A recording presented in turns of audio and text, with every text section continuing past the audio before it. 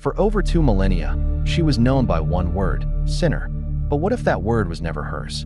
What if history buried more than just names? What if it buried truth itself? This is not just a story of one woman. It's a story of how memory is manipulated and how power decides who is remembered and who is erased. Because sometimes, the ones erased were the ones who saw everything. In the minds of millions, she is remembered as the repentant harlot, a woman kneeling at Jesus' feet, weeping, washing his feet with her tears. But the scriptures never named her a prostitute. So where did this label come from? And why did it stick? How does a misreading become tradition? Why do some errors persist? Not because they are true, but because they are useful.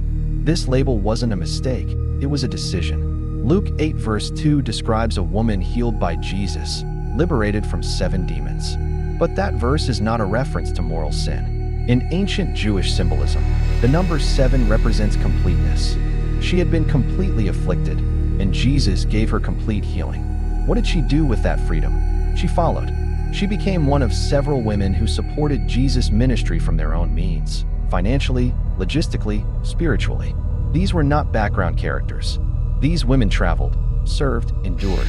They believed when others doubted. They gave when others hoarded. And this one woman, her presence was constant, unwavering. When fear silenced the apostles, she stood firm. At the crucifixion, when the disciples fled, she stayed. She didn't deny him. She didn't hide. Her presence was an act of loyalty and courage. She watched the sky turn black. She heard his final breath. And she did not run. She did not speak, because her presence said everything. When hope was lost, she remained. When dawn broke 3 days later, it wasn't Peter who came to the tomb, nor John. It was her, grieving, seeking, hoping. She came with oil and tears, and left with the message that changed history. "I have seen the Lord," she said. The first resurrection witness. Not only did she see him, Jesus chose her to tell the others. Her voice carried the first proclamation of new life. The gospel, before it was written, was spoken by her. Her story should have echoed through cathedrals. But history took a darker path. In 591 AD, Pope Gregory I gave a sermon that would change how the world saw her. He conflated 3 distinct women: Mary of Bethany, an unnamed sinner who anointed Jesus' feet, and this woman. With one sermon, a disciple became a sinner. A witness became a warning. The church accepted the narrative. The error became orthodoxy. The result? Generations of believers remembering her wrongly, missing the strength of her witness. Her discipleship was exchanged for disgrace. And from pulpits to paintings, the image was reinforced. A fallen woman who begged for mercy. But the original story said otherwise. Her story was rewritten. Her identity disfigured.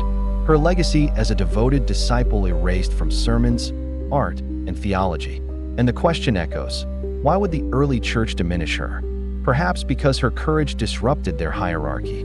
Her voice was too powerful. A woman speaking of resurrection threatened a male-led structure built on silence. So she was silenced, sanitized, simplified, not because she failed, but because she succeeded. In recent decades, historians and theologians have worked to recover her identity. In 1969, the Catholic Church quietly reversed Pope Gregory's error.